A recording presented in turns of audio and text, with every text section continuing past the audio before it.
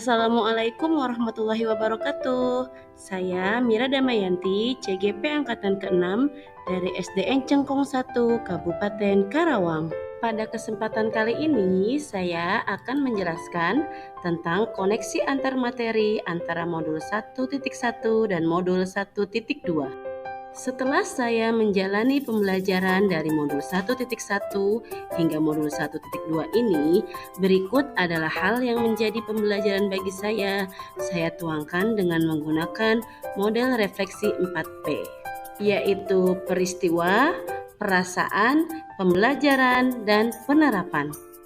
Momen yang paling mencerahkan bagi saya dalam proses pembelajaran modul 1.1 hingga modul 1.2 adalah ketika saya mempelajari proses menuntun dalam filosofi Ki Hajar Dewantara, dan ketika saya mengetahui tentang nilai-nilai dan peran guru penggerak.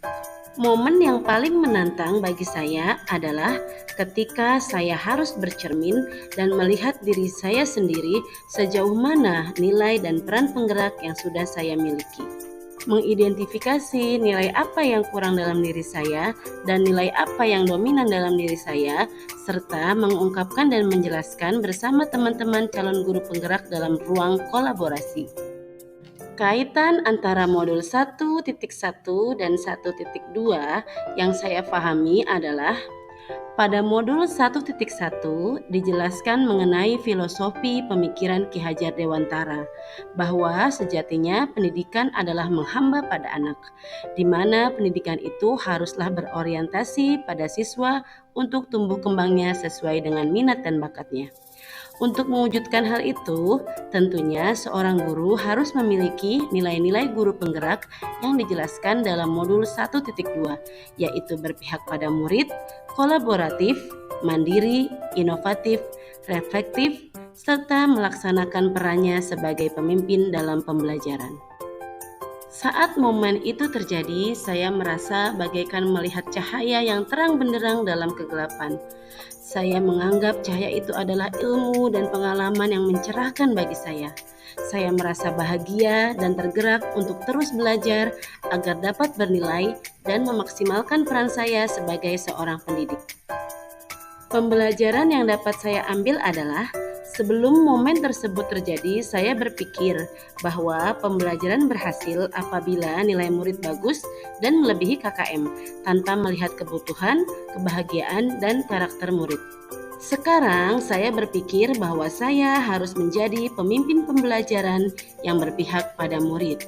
Saya harus bisa membantu tumbuh kembang murid secara keseluruhan dengan melihat karakteristiknya dan terus mengembangkan nilai-nilai sebagai guru untuk membentuk murid sesuai dengan profil pelajar Pancasila, yaitu beriman, kolaboratif, kritis, kreatif, dan berkebinekaan global. Pengembangan diri yang sederhana, konkret, dan rutin yang dapat saya lakukan sendiri dari sekarang untuk membantu menguatkan nilai-nilai dan peran saya sebagai guru penggerak adalah: yang pertama, dengan sepenuh hati mengikuti program guru penggerak.